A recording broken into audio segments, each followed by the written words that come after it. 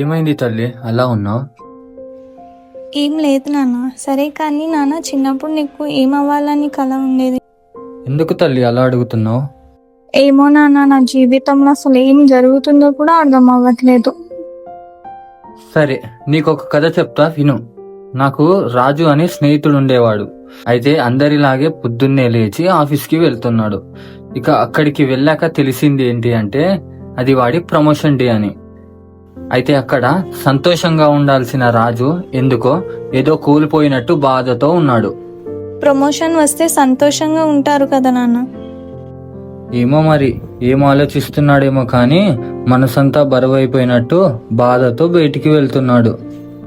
ఇక్కడ రాజు దగ్గర డబ్బు ఉండేది, స్నేహితులు ఉండేవారు, సమాజం చెప్పే సెటిల్ లైఫ్ ఉండేది, కానీ సంతోషం ఉండేది కాదు. ఎందుకని నాన్న?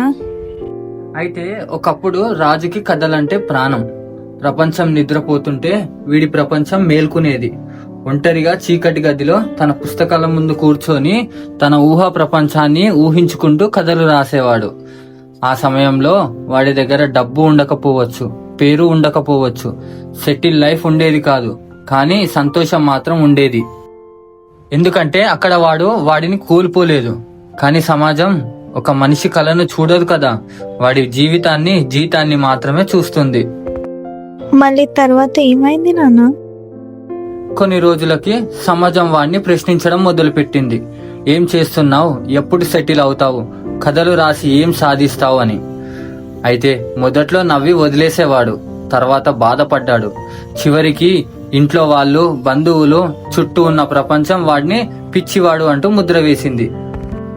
ఇక తనకిష్టమైన కథలు రాయడం కూడా ఆపేశాడు. అందుకని నాన్న రాజుకి ప్రమోషన్ వచ్చినా సంతోషంగా లేడు. అవును తల్లి. ఇక రోజులాగే ఇంటికి వెళ్లి తనను తాను ఒక పనికిరాని వాడు అంటూ బాధపడ్డాడు, ఏడ్చాడు. చివరికి బంధువుల ఇంటికి వెళ్లడం మానేశాడు, ఫ్రెండ్స్ ఫంక్షన్ కి వెళ్లడం మానేశాడు. ఒక ఒంటరి వాడిలా మిగిలిపోయాడు. మరి తర్వాత ఏమైంది నాన్న?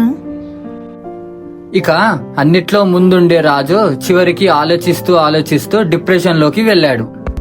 అంటే మనిషి బ్రతికే ఉంటాడు కానీ రోజు కొంచెం కొంచెంగా కరిగిపోవడం కదా నాన్న. అవును తల్లి.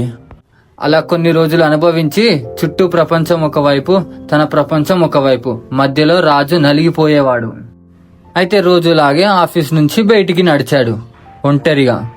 ఎక్కడికి వెళుతున్నాడో తెలియదు. చూస్తే చుట్టూ చెట్లు, చల్లటి గాలి, అంతలో వర్షపు చినుకులు. ఆ వర్షపు చినుకుల్లో తడిసి ప్రకృతితో నీలమైపోయాడు. ఇక ఆ రోజు ప్రకృతి వాడితో మాట్లాడిందట. గాలి చెప్పిందట నువ్వు ఓడిపోలేదని. చెట్లు చెప్పాయట ఇంకా నిలబడగలవు అని. ఆకాశం చెప్పిందట నీ కలలకు హద్దులు లేవు అని.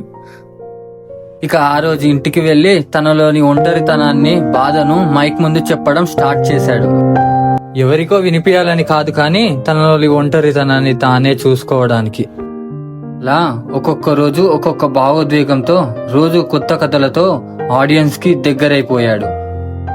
కానీ కొన్ని రోజులకి ఎవరో తెలియని వ్యక్తి వచ్చి చెప్పడం, ఆ కథలు వింటుంటే తనను తాను చూసుకున్నట్టుండేదట. కానీ కొన్ని రోజులకి సడన్ గా రైటర్స్ అసోసియేషన్ నుంచి లెటర్ రావడం చూసి షాక్ అయ్యాడు. ఇక్కడ సంతోషకరమైన విషయం ఏంటి అంటే రైటర్స్ అసోసియేషన్ వాళ్ళు 25th యానివర్సరీకి రాజుని గెస్ట్ గా పిలవడం. మొత్తానికి తను అనుకున్న రోజు వచ్చింది. చుట్టూ 100 మంది, వేలాది కళలు, లక్షలాది అక్షరాలు చూసి ఎన్నడూ లేనంత సంతోషం తనలో చూసుకున్నాడు. నాకు తెలిసి రాజుకి ఇంకా ఈ ప్రపంచంలో తనలాంటి కలలు కనే వాళ్ళు ఇంతమంది ఉంటారా అని అనుకోలేదు కదా నాన్న. అవును తల్లి. కానీ అందరూ తన విజయాన్ని మాత్రమే చూశారు. తన చీకటి గదిని ఎవ్వరు చూడలేదు, ఇంకా తన కన్నీళ్ళని ఎవ్వరు చూడలేదు. ఇక ఆ రోజు గర్వంగా చెప్పాడట, తన కథలే తన సంపదని, తన కథలే తన పేరు, తన కథలే తన గౌరవం, తన కథలే తన జీవితం అని. కథ చాలా బాగుంది నాన్న. మరి ఈ కథ వింటున్న నా చిట్టి తల్లి తన కళ కోసం పోరాడుతుందా? పోరాడుతాను నాన్న. ఒక్క విషయం గుర్తించుకో తల్లి, ప్రపంచం ప్రతి విజయవంతమైన వ్యక్తిని చూసి చప్పట్లు కొడుతుంది, కానీ అతను ఒంటరిగా ఏడ్చిన రాత్రులను మాత్రం ఎప్పటికీ చూడదు. కాబట్టి నిన్ను నువ్వు నమ్మడం ఆపొద్దు, నీ కలలను నమ్మడం ఆపొద్దు. ఏదో ఒక రోజు ఆ కలలే నిన్ను గెలిపిస్తాయి.